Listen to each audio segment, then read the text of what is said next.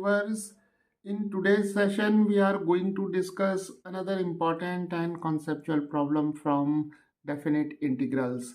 And in this session, we are going to solve this problem in which we are given two functions f of x and g of x such that f of x plus 2 times g of x is equal to e raised to minus x, and the derivative of f of x, that is f prime of x, is equal to f of x with f of 0 is equal to 1, right? So here we are given these three conditions, and we have to find out the value of this integral, that is 0 to 1 square of f of x times g of x dx, right? So let us see how we can find out the value of this definite integral using these three conditions.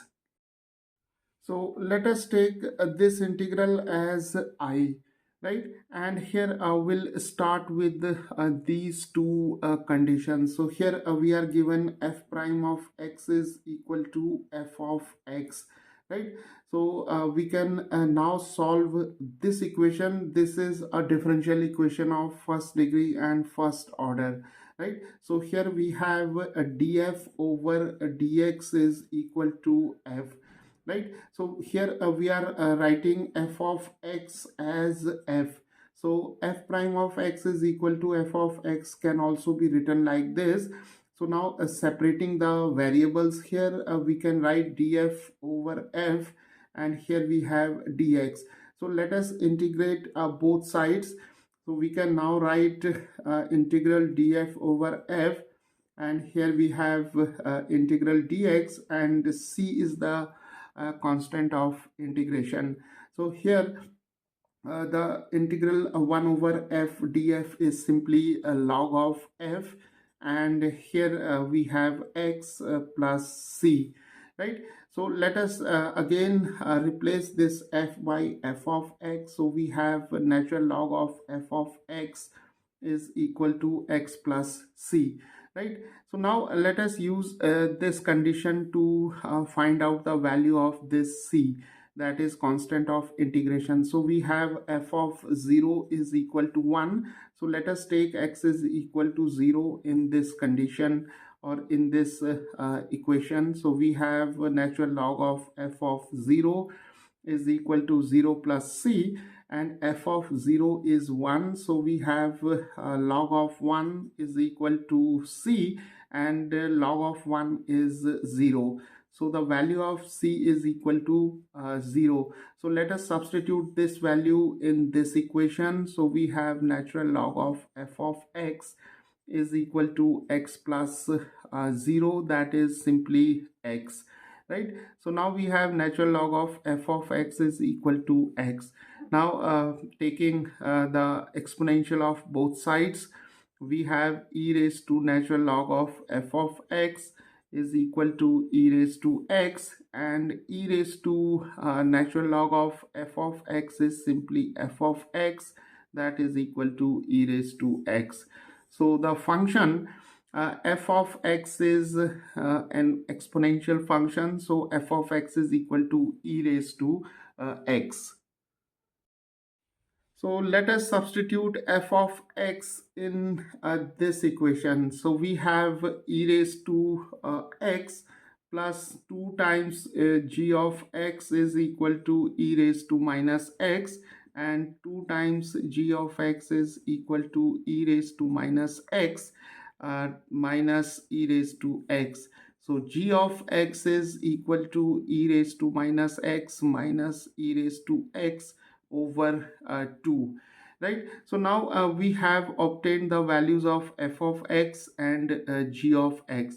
So let us substitute these two functions in this integral. So now we can write I is equal to integral from 0 to 1 and square of f of x, that is e raised to x square, and for gx we have e raised to minus x minus e raised to x over 2, and here we have dx. So let us simplify it. We can take half outside the integral. We have 0 to 1 e raised to 2x, and here we have e raised to minus x minus e raised to x dx. So we can now write half 0 to 1, and multiplying these two quantities by e raised to 2x, we have e raised to 2x minus x, then we have e raised to 2x plus x, right? Okay, so now we can write this integral as half, and we have 0 to 1, and e raised to 2x minus x is simply e raised to x, and here we have minus e raised to 2x plus x is e raised to 3x, and here we have dx. So now let us simply find out the value of this integral. So we have I half the integral of e raised to x is simply e raised to x, and the integral of e raised to 3x is e raised to 3x over 3, and the limits of integration are from 0 to 1. So here we have used these two results. The integral of e raised to t dt is equal to e raised to t, and the integral e raised to say m times t dt is equal to e raised to m times t divided by m. So here the value of m is 3, right? Okay, so now we can substitute the limits and we'll take the difference. So first we'll take x is equal to 1. So we have e raised to 1 minus e raised to 3 over 3, and then we have here x is equal to 0. So we have e raised to 0 minus e raised to 0 over 3. So this is half, and we have here e minus e cube over 3 minus here we have e raised to 0 is 1. Here also e raised to 0 is 1. So we have 1 minus 1 over 3, that is 2 over 3. So here we have 2 over 3.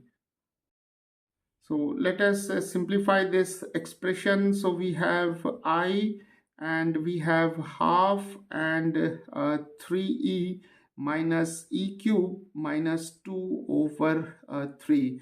So we can write I is equal to 3e minus e cube minus 2 divided by 2 times 3 is 6.